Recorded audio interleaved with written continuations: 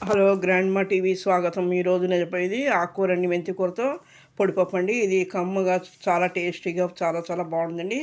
మెంతి కూరని నేను 3 కట్టలు తీసుకున్నాను, అంటే సుమారుగా 20 రూపాయలు. దీన్ని ఫ్రెష్గా ఉందండి. దీన్ని శుభ్రంగా కడిగి ఇలా ఒలుచుకుని కట్ చేసుకుని ఉంచుకొని శుభ్రంగా 4-5 సార్లు కడుక్కుని రెడీగా ఉంచుకోవాలి. అలాగే బాండిలో ఒక 2-3 గ్లాసులు పప్పు వేసానండి. చిన్న గ్లాసు ఒక 3 గ్లాసులు పప్పు వేసి వేయించాను. ఇదేంటంటే క్వాంటిటీ 1/2 డజన్ మందికి సరిపోతుందండి. ఈ పప్పు వేయించేసి దీన్ని నీళ్ళు పోసి సన్నపు సగన ఉడకనివ్వాలి. పలుకు అది మొత్తం ముద్దగా అవ్వకుండా పొడిగా ఉడకనివ్వాలి. తర్వాత ఉడికిన తర్వాత ఈ మెంతి కూర వేసి దాన్ని మగ్గనివ్వాలి. మూత కూడా పెట్టక్కర్లేదండి ఆవిరికి, ఎందుకంటే తడి ఆకు కాబట్టి తొందరగా మగ్గిపోతుంది. అది లేత కూర చాలా బాగుందండి. నేను చేసింది తొందరగా మగ్గిపోతుంది. ఇదేంటంటే ఎన్నో ఆరోగ్య ప్రయోజనాలు, ఔషధ గుణాలున్న మెంతి కూర చాలా మంచిదండి. ఎందుకంటే దీంట్లో ఏబిసిడి విటమిన్లు కూడా ఉన్నాయి. అలాగే ఐరన్, అలాగే ప్రోటీన్ కూడా ఉందండి. రెగ్యులర్గా పిల్లలకి ఆకుకూరలు పెట్టడం చాలా మంచిదండి. ఆహారంలో ఆకుకూరలు చేర్చి పెట్టడం మంచిది. ఈ మెంతి కూర వారంలో 3 రోజులు పెట్టచ్చండి నిరభ్యంతరంగా. ఎందుకంటే బీపీ, అలాగే షుగరు అన్నీ కంట్రోల్ అవుతుంది. కిడ్నీస్లో రాళ్ళున్నా కూడా తగ్గుతాయండి. అలాగే బాలింతలకి చాలా మంచిదండి. పాలిచ్చే తల్లికి చాలా మంచి రెసిపీ అండి.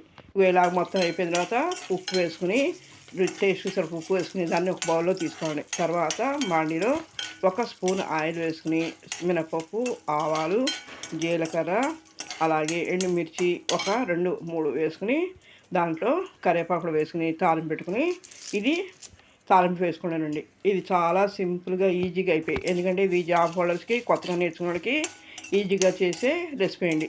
దీన్ని రోటి చట్నీ కానీ, ఇప్పుడు సీజన్ కాబట్టి పికిల్స్తో కానీ నంచులు తిన్నా కూడా బాగుంటుందండి. కమ్మని పప్పు చిన్నపిల్లలకి అయితే అన్నంలో, వేడి అన్నంలో ఇది కలిపి నెయ్యి చేసి పెడితే చాలా మంచి ఆహారం అండి.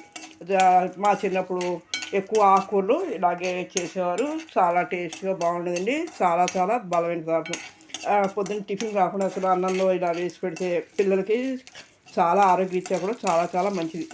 ఇది మీరు కూడా ఒకసారి ట్రై చేయండి. ఎలా ఉందనేది లైక్ చేయండి, షేర్ చేయండి, సబ్స్క్రైబ్ చేయండి. వ్యూస్ చూస్తున్నారు కానీ సబ్స్క్రైబ్ చేయడం మర్చిపోతున్నారు. తప్పకుండా సబ్స్క్రైబ్ చేయండి. అలాగే మీ మీ ఫ్రెండ్స్కి, మీ రిలేటివ్స్ కూడా షేర్ చేసి కామెంట్ చేయమని చెప్పండి. వాళ్ళు చేసే కామెంట్ వల్ల ఇంకా మరిన్ని మంచి రెసిపీస్ చేయడానికి నాకు అవకాశం ఇచ్చిన వాళ్ళు అవుతారు, మంచి వీడియోస్ పెట్టడానికి.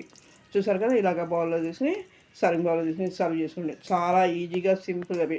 ఎందుకంటే చాలామంది ఉద్యోగరీత్యా దూరం ఉంటారు. అలాంటి వాళ్ళకి సింపుల్గా అయిపోయే రెసిపీస్ అండి నేను పెట్టేది. అలాగే జాబ్ హోల్డర్స్ కూడా సింపుల్గా అయిపోయేవి. ఇవి చాలా చాలా యూజ్ అవుతాయి. మీరు కూడా ఒకసారి ట్రై చేయండి, లైక్ చేయండి, షేర్ చేయండి. ఈ ఆకుకూరల పొడిపప్పులు చాలా చాలా బాగుంటాయి. చట్నీస్ చాలా బాగుంటాయండి. Okay, thank you.